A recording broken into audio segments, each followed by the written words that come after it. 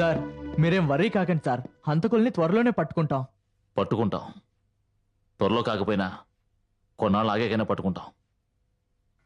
కానీ ఆ రోజు పాపం ఆవిడ గోడు చూసావా? ఏ గోడు సార్?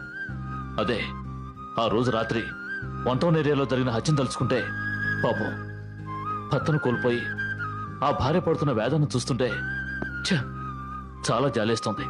ఆ క్రిమినల్స్ పట్టుకుని అడ్డంగా నరికేయాలనిపిస్తోంది. నిజమే సార్, ఆవిడ భర్త కోసం ఏడుస్తుంటే చాలా జాలేసింది సార్. అవును సార్, చిన్న పిల్లలు సార్, పాపం అనాథలైపోయారు. అదేనయ్యా, వాళ్ళని తలుచుకుంటే నాకు చాలా జాలేస్తోంది. ఆ క్రిమినల్స్ ను పట్టుకుని వీధుల వెంట కుక్కలు తరిమి కాల్చాలనిపిస్తోంది. ఇడియట్స్. You are correct. ఆ క్రిమినల్స్ దొరకని ఒక్కొక్కడిని. ఫోన్ చూడు.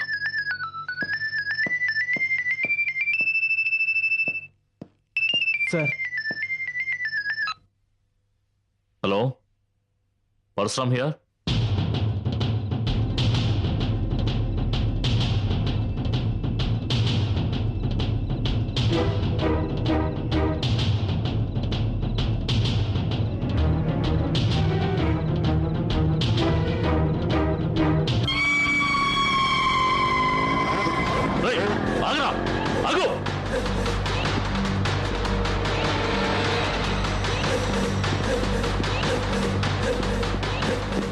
జానీ, ఆగు! ఆగరా, ఆగరా! నీకు చెప్పేది ఆగు! ఆగు! ఆగు!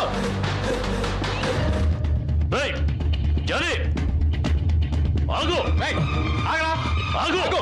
ఆగరా, ఆగమంటుంటే ఆగమంటుంటే నీకే చెప్పన్నారా? ఆగు! ఆగరా! ఆగు!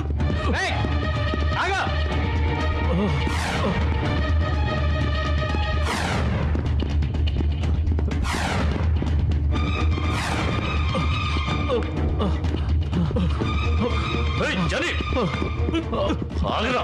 ఆగు! ఆగు!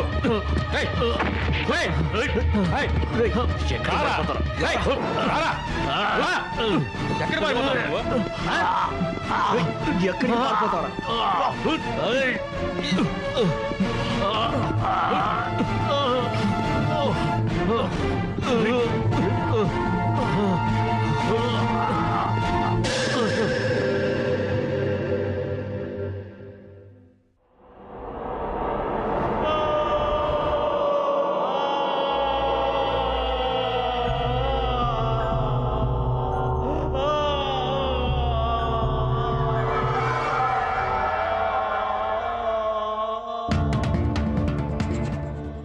ఆశే దుఃఖానికి మూల కారణం అన్నాడు గౌతమ బుద్ధుడు.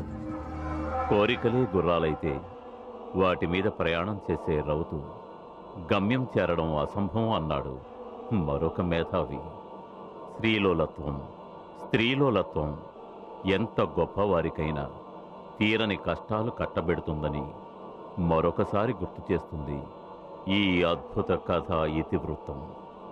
తనది కాని స్త్రీని తనదాన్ని చేసుకునే ప్రయత్నంలో కోరుకున్న వ్యక్తిని శాశ్వతంగా దూరం చేసుకుని స్వార్థం అనే ఊబిలో కూరుకుపోయిన ఓ స్వార్థపరుడి అర్ధరహిత చరిత్రకు సజీవ చిత్ర రూపకల్పన ఈ మధుమతి ఎండి.